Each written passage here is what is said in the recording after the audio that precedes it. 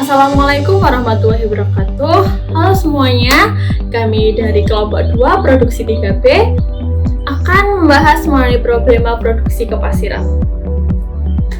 Jadi di kelompok 2 ini terdapat saya sendiri Arista Rahma, ada Mutia Burhana, ada Noval Faris, ada Febrianda Ahsan, Tengku Rajuansah, dan Arya Suta Aji. Berikut outline yang akan kami bahas.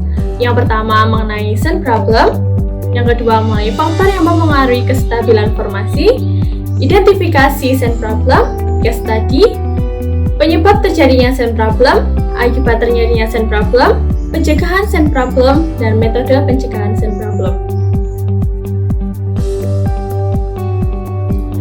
Jadi, produksi pasir dapat terjadi secara alami sebagai akibat dari sifat formasi unconsolidated, sehingga apabila sumur tersebut diproduksikan, maka akan terjadi pengikisan dan melemahnya ikatan pengikat atau sementasi antar batuan.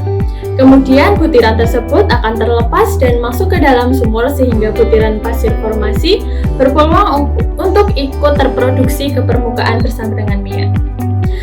Problema kepasiran ini sendiri dapat terjadi karena ada butiran pasir di sekitar sumur yang terbawa oleh aliran fluida dan tertimbun di dasar sumur atau terbawa ke permukaan. Selain itu, masuknya pasir di sumur minyak dan gas dapat menyebabkan masalah erosi yang serius dan membuat terjadinya penundaan atau penurunan produksi pada sumur tersebut.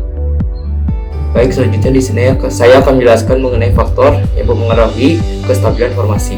Di antaranya yang pertama yaitu ada kecepatan aliran. Terjadi penurunan tekanan aliran formasi jika lubang bor terjadi penurunan tekanan yang besar. Maka bertambah besar aliran fluida sehingga semakin besar tekanan fluida yang bekerja. Dengan bertambah kecepatan fluida, maka dapat menyebabkan formasi menjadi runtuh karena kestabilan formasi berkurang. Selanjutnya di sini adalah sementasi batuan. Sementasi batuan sangat mempengaruhi ikatan antar butir atau konsolidasi butiran batuan, sehingga dapat berpengaruh juga untuk kestabilan butiran tersebut. Tingkat sementasi batuan dapat diperkirakan dengan menentukan faktor sementasinya atau bisa disebut M. Suatu formasi dikatakan kompak apabila memiliki derajat sementasi yang besar. Di sini selanjutnya ada kandungan formasi. Gradien di formasi pasir biasanya mengandung mineral lempung atau clay.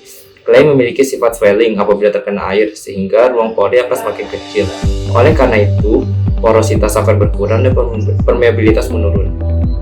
Penurunan permeabilitas dapat menyebabkan gradien tekanan besar walaupun kecepatan aliran konstan. Migrasi butiran halus. Butiran-butiran halus yang bisa lolos pada saringan mesh yang paling kecil yaitu 400 mesh atau sekitar 37 mikrometer.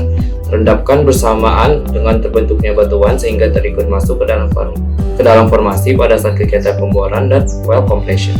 Material padat yang halus ini biasanya ditemukan di dalam ruang pori-pori sebagai individu partikel yang bebas bermigrasi bersama aliran fluida. Selanjutnya di sini ada kekuatan formasi. Yang dimaksud dengan kekuatan formasi yaitu kemampuan dari suatu formasi dalam menahan butiran batuannya agar bisa berada di tempatnya secara tetap. Kekuatan pada formasi juga dapat dipengaruhi dari kohesi dan friksi antar butiran pasir. Kekuatan formasi bisa diketahui dengan menggunakan sonic loop dan mechanical properties loop. Lalu di sini ada laju alir kritis. Laju aliran kritis dengan tidak ikut terproduksinya pasir bisa ditentukan sesuai dengan teori bahwa jika gradien tekanan maksimum di permukaan gelembungan pasir, apabila tekanan di permukaan gelembungan pasir sudah melebihi kekuatan formasi, maka butiran akan mulai bergerak sehingga pasir akan ikut terproduksi. Baik, di sini berikutnya ada identifikasi dari SEN problem. Lalu yang pertama yaitu kepasiran bisa terjadi apabila kestabilan ikatan butiran mengalami kerusakan. Lalu yang kedua, yang ditimbulkan dari suatu aliran melalui fluida, laju aliran akan melampaui batas maksimal dari laju aliran kritis.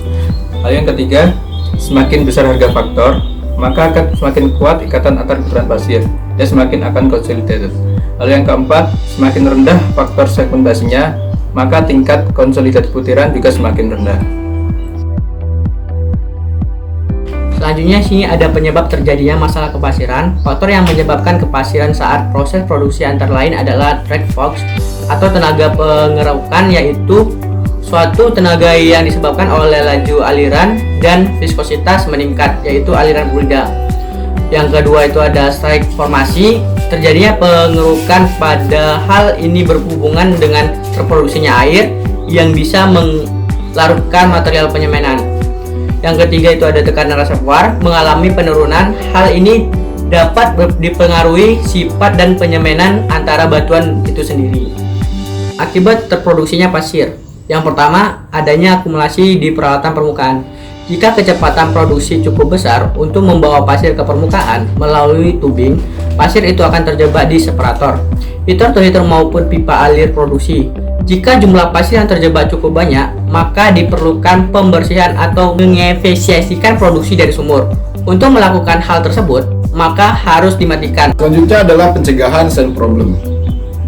Pencegahan ini terdapat 3 cara, yaitu yang pertama adalah dengan pengurangan drag force, kemudian dengan metode mekanik, dan yang terakhir dengan metode kimia. Untuk metode mekanik sendiri yaitu pertama salah satunya mencegah kepasiran dengan menggunakan metode sand control. Sand control ini ada 2, bisa dengan menggunakan sand screen atau yang biasa kita pakai slotted liner, atau menggunakan gravel pack. Untuk gravel pack sendiri itu kita memasukkan pasir dengan ukuran tertentu di sekitar lubang bor, sekitar liner produksi. Kemudian untuk slotted liner itu merupakan suatu metode kompresi dengan pemasangan hanging screen yang sudah slotted perforated dengan bentuk garis-garis seperti pada gambar. Kemudian yang kedua ada metode kimiawi. Metode kimiawi ini ada 2 yang sekarang diketahui, yaitu pertama ada sand conglomeration dan yang kedua ada sand consolidation. Untuk sand conglomeration ini memperkuat gaya tarik menarik antar partikel dari batuan tanpa merusak permeabilitas formasi tersebut. Untuk yang sand consolidation secara kimiawi mengikat butiran pasir yang membentuk matriks formasi sekaligus memastikan permeabilitas yang cukup untuk mencapai tingkat produksi yang layak. Berikut adalah 2 jenis metode kimiawi untuk sand problem. Kami mendapatkan ini dari sumber selam bersih, bisa dilihat sendiri. Yang terakhir adalah mengurangi drag force. Pada cara ini merupakan cara yang lebih mudah dan efektif untuk mengontrol masalah kepasiran. Cara yang dilakukan itu hanya dengan memproduksikan suatu sumur tidak melebihi laju kritisnya, di mana laju kritis tersebut sudah bisa didapatkan dari hasil IPR. Baik, selanjutnya adalah case study. Untuk case study yang kami ambil berdasarkan literatur KKW dari Yani Fatwahat dengan judul Penanggulangan Sand Problem pada Sumber Y di Lapangan Kares Petroleum Seram dengan menggunakan metode sand screen. Lapangan Kares sendiri berada di Blok Bula, Kabupaten Seram, bagian timur Maluku.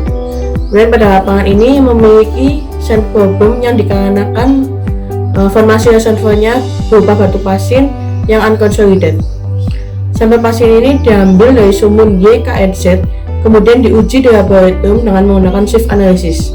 Dari grafik kurva analisis yang didapatkan pada formasi sumur YKNZ ini didapatkan hasil sorting koefisien sebesar 4,9714 yang artinya sorting koefisiennya kurang dari 5, sehingga direkomendasikan pada tabel proposed completion type menurut Even et al. 1998. Pada tipe screen yang digunakan adalah premium screen. Premium screen ini sendiri dengan konstruksi material yang unik dan lapisan drainage serta jumlah perforasi base plate yang dioptimalkan. Premium screen mendistribusikan aliran secara merata di seluruh area mesh dan mengurangi resiko penyumbatan di screen. Sekian presentasi dari kelompok kami mengenai sand problem. Mohon maaf bila ada salah kata. Wassalamualaikum warahmatullahi wabarakatuh.